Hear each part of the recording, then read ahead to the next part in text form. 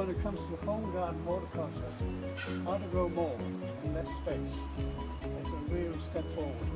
If you can imagine, it would take 16 feet from that wall there to that end wall to have an equivalent thing. That's how it used to be done, and that's the conventional way of growing. You can imagine a single row of vegetables stretching from here to the end of that bed there, with 2 foot on either side, so that you can walk up and down in a hole. Well, this is being condensed into 4 foot by 4 foot by 4 foot, 1.2 metres square, which is then divided into 16 grids.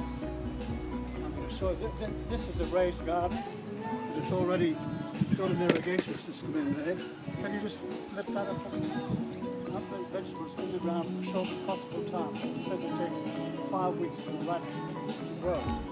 You've got 1 square foot there of radishes. Plant seed sown up in 5 days and harvest in 5 weeks. And then that space is used to put something else, so we can follow crop rotation. So I'll put the grid in place.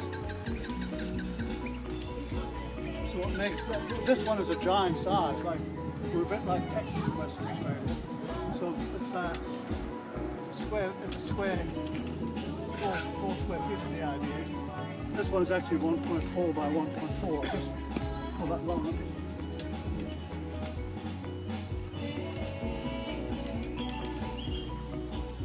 You can see there now that's changed that now.